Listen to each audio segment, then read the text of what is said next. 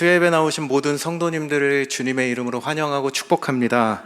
우리 옆에 계신 분들과 한번 인사하시겠습니다. 주님의 이름으로 사랑하고 축복합니다.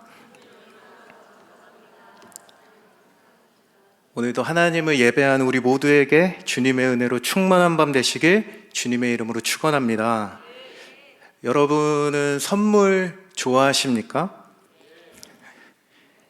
가장 아멘이 큰 것 같습니다. 선물을 싫어하는 사람은 아마도 없을 것입니다.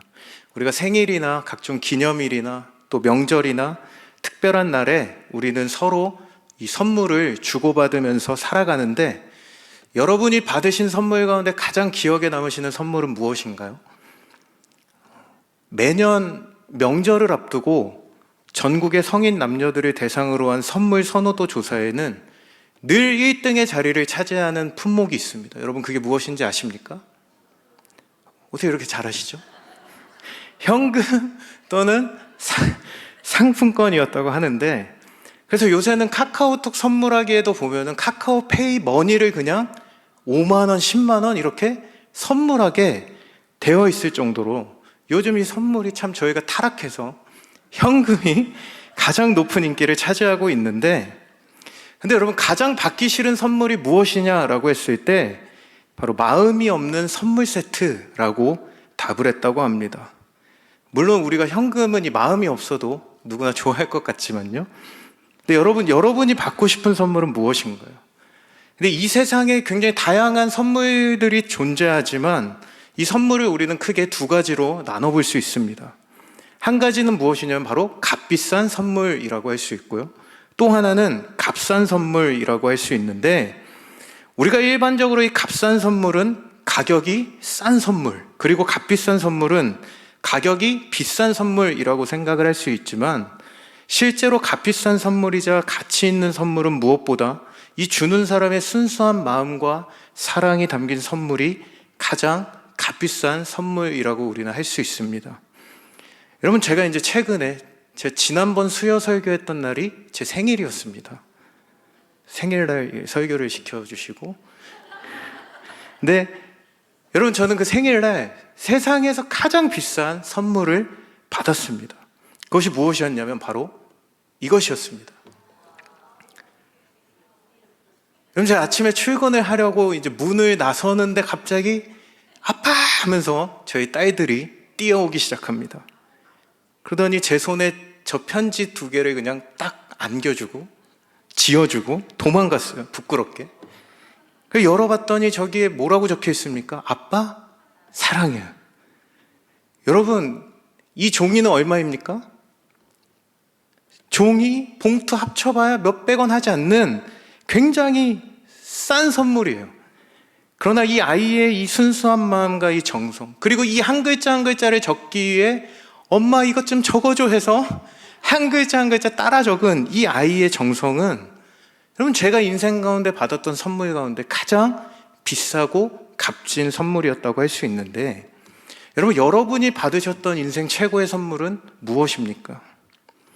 근데 오늘 우리가 읽은 이 본문에 사도 바울이 이 에베소 교회 성도들에게, 나아가 오늘을 살고 있는 모든 성도들에게 우리 인생의 가장 값비싼 선물이 주어졌다는 것을 선언하고 있습니다. 그리고 우리는 이것이 바로 예수 그리스도라는 사실을 다 알고 있습니다. 그런데 한 가지 문제가 있습니다. 그것이 무엇이냐면, 우리가 오랫동안 신앙생활을 하며 어느새 이 선물이 나에게 가장 가치 있고 값비싼 선물이라는 사실을 잊어버리고 살아갈 때가 너무나 많다는 것입니다. 그런 우리에게 오늘 본문은 우리가 어떤 존재였는지, 그리고 이 값비싼 선물로 인해 우리가 어떤 존재가 되었는지를 가르쳐주고 있는데요. 저는 오늘 이 말씀을 통해서 고난주간과 부활절을 앞두고 있는 우리에게 주신 이 선물이 얼마나 크고 위대한지를 다시 한번 되새기며 이 은혜를 다시 한번 회복하는 저녁 시간 되시길 간절히 소망합니다. 여러분, 오늘 본문에서는 먼저 우리의 인간의 상태가 어떠했는지를 정확하게 우리에게 묘사하고 있습니다. 여러분, 오늘 본문 1절에 보니까 뭐라고 말씀하고 있습니까? 바로 우리 인간은 허물과 죄로 죽은 존재라는 것을 선언하고 있습니다. 여러분, 우리가 숨을 굉장히 지금 잘 쉬고 계시죠? 근데 이것이 죽었다니라고 생각할 수, 어떻게 우리가 숨을 잘 쉬고 있는데 어떻게 죽었다고 할 수 있지? 라고 생각을 할 수 있는데, 바로 여기서의 죽음은 하나님과 단절된 인간의 영적인 상태를 우리에게 말해주고 있는 것입니다. 허물과 죄로 인해 이 땅에 태어난 모든 사람들의 영혼은 바로 죽음의 상태, 죽어있는 상태라는 것을 말씀하고 있는 것인데요. 여러분, 여기서 지금 허물이라는 단어는 정해진 경계선을 넘거나 바른 길에서 벗어나다라는 뜻의 단어가 사용되었고, 여기 죄라는 단어는 표적을 빗나가거나 표준에 미치지 못하다라는 뜻을 갖고 있는 단어가 사용되었습니다. 여러분, 우리가 이것을 집중해서 듣지 않으시면 두 단어가 다른 단어처럼 느껴지실 수도 있지만, 있어야 할 곳을 빗나갔다라는 의미로 이 같은 뜻을 강조하며 반복하고 있다는 것을 우리는 알 수 있는데요. 여러분, 다시 말해 오늘 이 허물과 죄는 하나님과의 친밀한 관계의 자리에서 완전히 이탈한 인간의 비참한 상태를 강조하며 설명하고 있는 단어라는 것입니다. 그리고 이런 인간의 상태를 로마서 3장 23절에서는 더 구체적으로 이렇게 표현하고 있습니다. 우리 같이 한번 읽어볼까요? 시작. 모든 사람이 죄를 범하였음에, 그래서 인간은 하나님이 창조하시며 주셨던 이 에덴 동산에서 하나님의 그 영광의 옷을 입고 살아가는 이 축복을 완전히 상실한 존재가 되어버렸다는 것입니다. 여러분, 다시 말해 오늘 지금 본문 1절이 강조하고 있는 것이 무엇이냐면, 우리 인간의 인생길 가운데 우리 이 잠시 잠깐인 이 인생에 누군가가 보기에 성공과 같은 인생을 살아가고 누구보다 화려한 것 같은 인생을 살아가는 것 같이 보일지라도 우리의 영혼이 하나님과 단절된 상태는 곧 죽음이고 죽은 존재임을 선언하고 있다는 것입니다. 그런데 실제로 이 허물과 죄의 시작을 가져온 사람이 누구입니까? 창세기에 아담과 하와를 향해 하나님은 말씀하십니다. 너희가 선악을 알게 하는 이 열매를 먹는 날에 너희는 정녕 죽으리라. 여러분, 그러나 사탄, 이 뱀이 절대 죽지 않고 너희는 하나님처럼 될 것이라고 그들에게 속삭였는데, 여러분, 하와가 이 열매를 따먹고 어떻게 됩니까? 죽었습니까? 여러분, 아담이 이 열매를 먹고 죽었습니까? 멀쩡히 살아 있었습니다. 그리고 1000년 가까이 살면서 자식들을 낳고 번성했어요. 그러나 여러분, 여기서 말하는 죽음은 바로 에덴 동산에서 쫓겨나는 것이 죽음이고, 하나님과 단절된 사건이 바로 죽음이라는 것을 우리에게 말해주고 있는 것입니다. 에덴의 동쪽으로 가면서 이 죽음의 현상들이 우리 인간의 삶에 계속해서 나타나기 시작했다는 거예요. 하나님과 끊어진 인간에게, 여러분, 한 몸으로 창조되었던 이 부부간에 부끄러움이 발생하기 시작하고, 가인이 형제 아벨을 시기 질투해서 살인하게 되는, 여러분이 하나님과 단절된 죽음이 우리의 인간의 삶 가운데 들어와 살인과 질투와 시기와 같은 죽음의 현상들이 우리의 사회 가운데 계속해서 번성해 나가기 시작했다는 것입니다. 특히 오늘 본문 2절에서 3절은 이 하나님과 단절된 사람들의 특징을 우리에게 자세히 설명하고 있는데, 우리 2절에서 3절의 말씀을 같이 한번 읽어보겠습니다. 시작. 그때 너희는 그 가운데서 행하여 이 세상 풍조를 따르고 공중의 권세 잡은 자를 따랐으니 곧 지금 불순종의 아들들 가운데서 역사하는 영이라. 전에는 우리도 다 그 가운데서 우리 육체의 욕심을 따라 지내며 육체와 마음에 원하는 것을 하여 다른 이들과 같이 진노의 자녀이었더니. 여러분, 바로 하나님과 단절된 상태의 사람들은 무엇을 따른다고 말씀하고 있습니까? 이 세상의 풍조를 따른다는 것입니다. 하나님의 말씀의 기준이 아니라 세상이 말하고 세상의 문화가 가르치는 그 기준대로, 오늘날 스마트폰이 말하는 기준대로, 여러분, 이것이 인생의 가치이고 삶의 기준이 되어 살아간다는 거예요. 그런데 오늘 2절에 보니까 이러한 기준을 누가 제공하고 있다고 말씀하고 있습니까? 공중에 권세 잡은 자들이요. 여러분, 누구를 말하죠? 사탄을 말하는데, 여러분, 여기서 공중이라는 단어가 인간이 사는 세계와 하나님이 계신 그 하늘의 중간 영역을 뜻하는 단어가 사용되었습니다. 그 말이 뭐냐면, 그만큼 우리 인간 세계 가까이에서 이 사단이 굉장한 영향력을 끼치고 있다는 것을 말합니다. 여러분, 제가 예전에 청소년 사역을 할 때 설교를 하면서 이 공중권세 잡은 자가 누구인지 아십니까 여러분? 했더니 한 청소년이 제가 선물을 주겠다고 하니까 졸다 말고 미세먼지라고 대답을 한 거예요. 근데 여러분, 저는 오히려 그게 굉장히 정답같이 느껴졌습니다. 여러분, 마치 이 미세먼지가, 요새도 굉장히 미세먼지가 심한데, 마치 하늘과 우리 사이에 딱 자리해서 우리에게 직접적인 이 영향을 미치듯이 이 사단이 우리 인생 가운데 굉장히 강력한 영향력을 미치고 있다는 것입니다. 여러분, 요새 이 진짜 스마트폰이 너무나 이 강력한 중독성을 가지고 이 짧은 영상들, 저희 딸 아이들도 엄마만 없으면 저에게 달라붙어서 아빠 한 번만, 아빠 한 번만, 절대 안 보여줍니다. 여러분, 이 짧은 영상에 중독되고 또 반복적으로 청취하고 이것을 또 보고 또 보다 보니까, 여러분, 요즘 우리 시대 우리의 뇌가 굉장히 단순해져서 오랜 시간 집중하지 못하는 그러한 사람들이 계속해서 증가하고 있다는 거예요. 그리고 그렇게 다양한 우리의 마음과 생각을 훔치는 컨텐츠에 빠져 사느라 하나님을 생각조차 하지 못하게 하는 것이 바로 이 사단의 오늘날 전략이라는 것입니다. 여러분, 이게 단순히 요새 청소년이나 청년들에게만 일어나는 현상이 아니라 어린아이들부터 어른 세대에 이르기까지 동일하게 일어나고 있는 상황이라는 거예요. 여러분, 그런데 이어서 이제 3절에 보니 이 세상 풍조를 따르던 사람들은 어떻다고 말씀하고 있냐면 반드시 육체의 욕심을 따라 살아가게 되어 있다 라고 말씀하고 있습니다.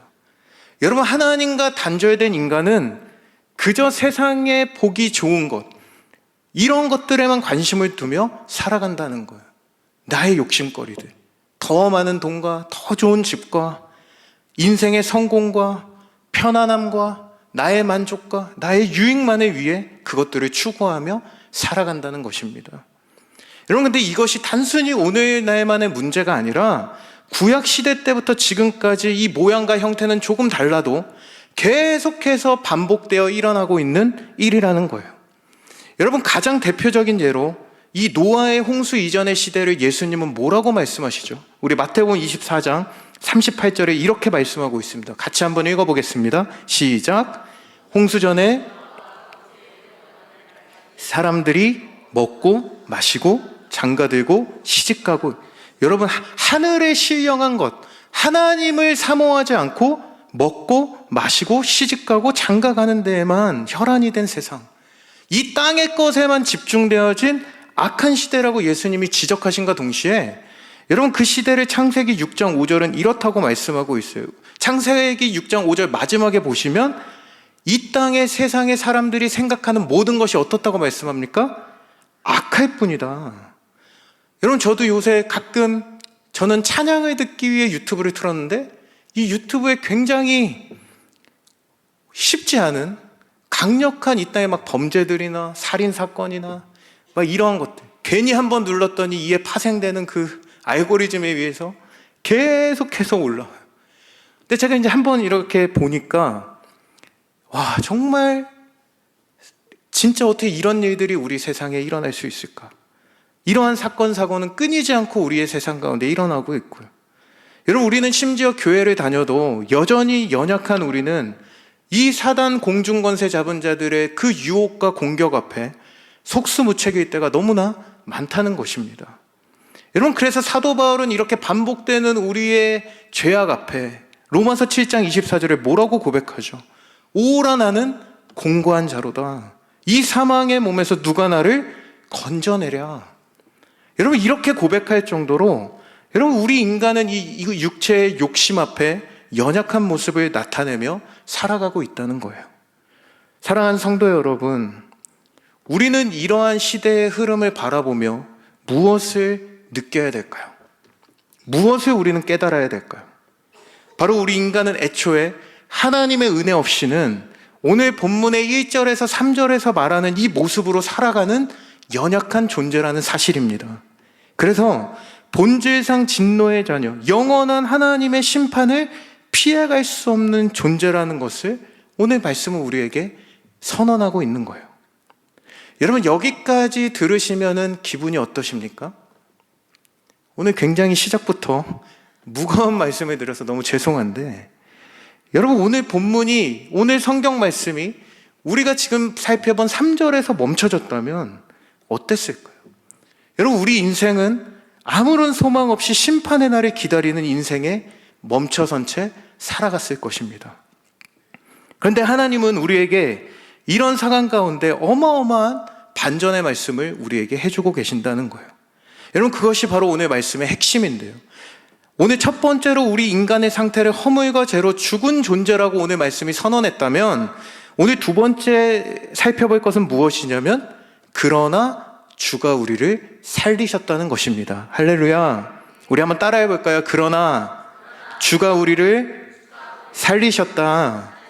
여러분, 오늘 4절에서 7절까지 말씀입니다. 우리 같이 한번 읽어보겠습니다. 시작. 긍휼이 풍성하신 하나님이 우리를 사랑하신 그 큰 사랑을 인하여 허물로 죽은 우리를 그리스도와 함께 살리셨고 너희는 은혜로 구원을 받은 것이라. 또 함께 일으키사 그리스도 예수 안에서 함께 하늘에 앉히시니 이는 그리스도 예수 안에서 우리에게 자비하심으로써 그 은혜의 지극히 풍성함을 오는 여러 세대에 나타내려 하심이라. 할렐루야. 여러분, 무슨 뜻입니까? 하나님이 구원하시고 함께 하시는 인생은 이렇게 변화된다는 것입니다. 어둠이 빛이 되고 죽음이 생명이 되고 이전 것은 지나가고 새 것이 된 인생으로 변화시키는 분이 바로 오늘 우리가 믿는 하나님이시라는 것입니다. 여러분, 특별히 오늘 4절을 시작하면서 한 가지 빠져있는 단어가 있는데요. 여러분, 그것은 바로 그러나라는 접속사입니다. 여러분, 한글 성경에는 이 그러나가 빠져 있는데 원문 성경과 영어 성경에는 이것이 기록되어 있다는 거예요.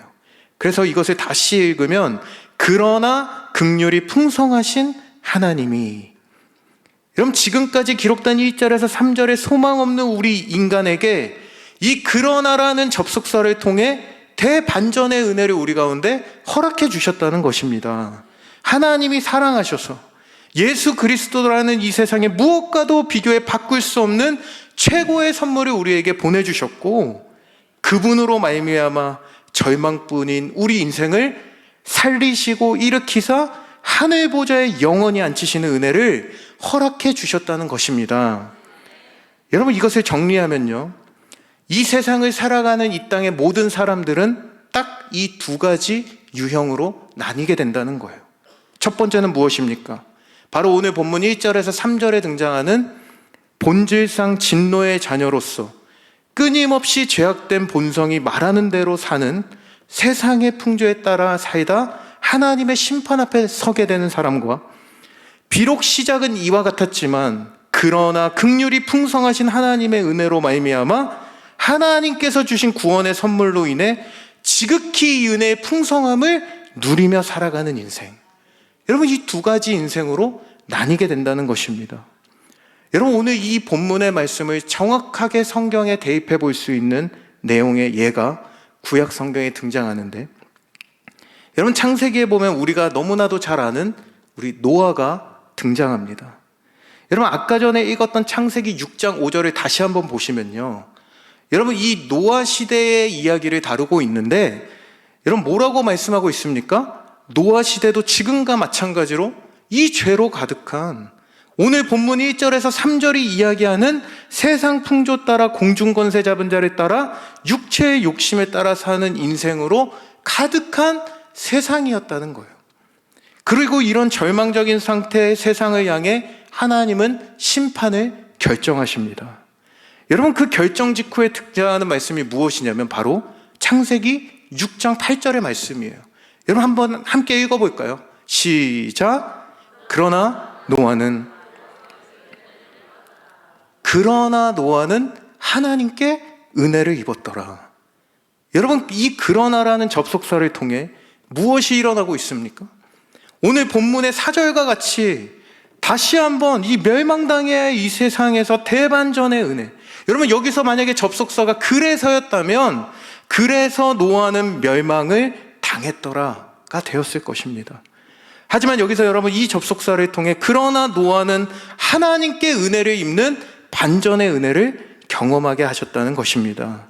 여러분, 당시 사람들은 다 그렇게 불순종의 영을 따라갔지만 순종하는 한 사람에게 은혜가 임하고, 여러분, 노아와 또 노아의 가족들에게 그 심판에서 구원을 받게 되는 은혜.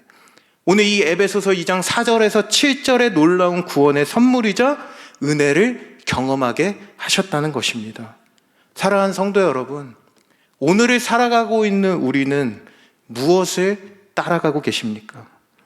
하나님께서 이미 우리에게 주신 이 위대한 선물 예수 그리스도로 말미암아 여러분, 이 한 분만으로 만족하는 인생을 살아가고 계십니까? 1절에서 3절의 안타까운 상태에 놓인 우리에게 그러나의 이 반전의 은혜를 허락하셨는데, 여러분, 우리는 이 사랑에 얼마나 감격하며 살아가고 있습니까? 4절에서 7절에 그 하나님의 위대하신 사랑, 그러나 노아는 여호와께 은혜를 입고 구원의 방주를 허락해 주셨듯이 예수 그리스도께서 십자가에서 우리를 살리신 이 대반전의 사랑이에요. 여러분, 주님은 이 그 사랑으로 우리와의 영원한 동행을 시작하셨다는 것입니다. 여러분, 이런 사랑의 선물을 받았음에도 여전히 우리의 인생을 돌아보니 세상의 풍조와 육체의 욕심이 우리를 지배하고 있다면, 저는 오늘 이 말씀 앞에서 다시 한번 오늘 이 밤에 우리가 그 무한하신 주님의 사랑 안에 회복되는 밤이 되길 주님의 이름으로 축원합니다. 여러분, 찬양 가운데 이런 찬양이 있습니다. 제가 가사를 한번 읽어드릴게요. 다 표현 못해도 나 표현하리라. 우리 같이 읽어볼까요? 다 고백 못해도 나 고백하리라. 다 알 수 없어도 나 알아가리라. 다 담지 못해도 나. 무엇을요, 여러분? 그 사랑 얼마나 아름다운지, 그 사랑 얼마나 날 부욕해 하는지, 그 사랑 얼마나 크고 놀라운지, 그 사랑 얼마나 나를 감격하게 하는지. 할렐루야. 여러분, 이것이 여러분의 고백이 되기를 원하십니까? 여러분, 그렇다면 오늘 이 사랑의 선물의 감격을 회복하기 위해 여러분, 오늘 우리가 해야 될 것은 무엇일까요? 저는 오늘 마지막으로 한 가지 주목해 보고 싶은 사실은, 오늘 본문 4절에서 7절의 이 그러나의 반전의 은혜를 먼저 입은 노아에게서 찾아보고 오늘 결론을 맺기를 원하는데요. 창세기 6장 8절에 다시 한번 보시면요, 그러나 노아는 여호와께 은혜를 입었다고 말씀하고 있습니다. 여러분, 이 노아가 여호와께 은혜를 입었다고 표현하는 이 구절에서 저는 이 여호와께라는 단어에 한번 주목을 해보기를 원하는데요. 여러분, 이 여호와께가 한국어 성경으로는 하나의 단어로 기록되어 있지만 이것을 원문 성경에 보시면 여호와를 뜻하는 아도나이와 눈을 뜻하는 아인이라는 두 개의 단어로 표현되고 있다는 것입니다. 여러분, 그래서 이것을 직역한 성경을 보면은 이렇게 표현하고 있습니다. 무슨 뜻이에요, 여러분? 그러나 노아는 찾았습니다. 무엇을 찾아요? 하나님의 은혜와 은총을 찾았습니다. 어디에서요? 주님의 눈 안에서. 여러분, 노아가 하늘로부터 부어지는 풍성한 은혜를 입었는데 그 은혜를 입은 비결이 무엇이라는 거예요? 노아는 하나님의 눈 안에서 그분의 은혜와 은총을 발견했다는 것입니다. 여러분, 다시 말해 그 매일의 노아의 시선이 어디로 향해 있다는 거예요? 주님의 눈으로 향해 있었다는 거예요.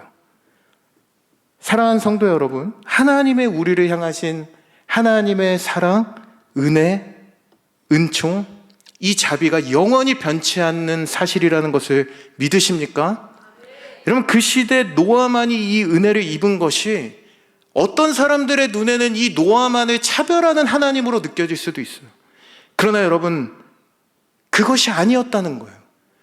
그 시대 모든 사람들이 이 땅의 가치만을 생각하고 집중할 때 하나님의 눈을 바라봤던 한 사람.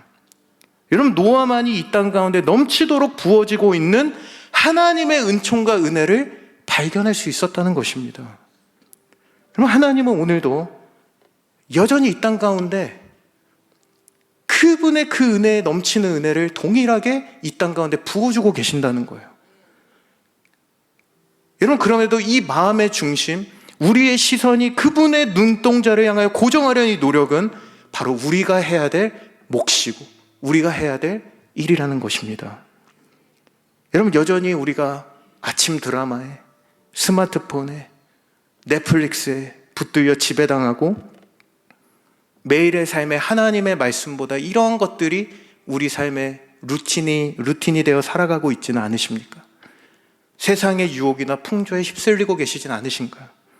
여러분, 그곳에 향해 있는 우리의 마음과 시선이 저는 오늘 이 밤에 주님의 눈동자로 향하게 되기를 주님의 이름으로 축원합니다. 그래서 여러분, 존 파이퍼 목사님은 하나님께 굶주린 삶이란 책에서 이렇게 말씀합니다. 식욕의 가장 큰 적은 독이 아니라 애플파이다. 독은 위험한 것인 줄 알기에 피할 수 있지만 애플파이의 이 달콤함은 전혀 해가 되어 보이지 않기 때문에 거부감을 갖지 않는 것이다. 여러분, 여러분의 애플파이는 무엇인가요? 저는 오늘 그것들로부터 눈을 들어 오늘도 우리를 향하는 하나님의 은혜를 향해 온전히 우리의 생각과 눈을 고정할 수 있다면 저는 오늘 그분의 눈 안에 담긴 그 한량없는 은혜와 자비와 은총이 나를 향하고 있다는 그 사실 또한 우리의 삶에 발견하게 될 줄 믿습니다. 오늘 말씀을 정리하면서요, 여러분, 오늘 우리 삶의 그 은혜 그리고 그 선물이 필요한 자리는 어디입니까? 오늘 우리가 이 최고의 가치 있는 선물을 받았다면 이제 우리는 그 가치 있는 선물을 자랑하고 그 가치를 전달하는 사랑의 전달자의 삶을 살아가야 하는 거예요. 특별히 여러분, 코로나로 예배를 잃어버린 채 여전히 세상 속에서 방황하고 있는 영혼들이 너무나 많습니다. 잃은 양 한 마리를 찾고 계신 그 주님의 마음, 여러분, 그 마음을 기억하며 여러분 마음 가운데 이 한 영혼을 품으실 수 있는 여러분 되시길 간절히 소망합니다. 이번 고난주간에 특별히 우리가 이것을 작정하고 또 함께 기도하는 시간을 갖게 될 텐데, 여러분, 오늘도 한 영혼에게 그 위대한 하나님의 선물을 다시 한번 전달해 주셔서 여러분, 이 땅의 죽음의 상태에서 살아가던 한 영혼이 다시 한번 생명을 얻고 날마다 부어주시는 그 은혜와 긍휼의 풍성함 안에 복된 인생을 살아가게 되는 저와 여러분 되시길 주님의 이름으로 축복합니다. 우리 한번 이 찬양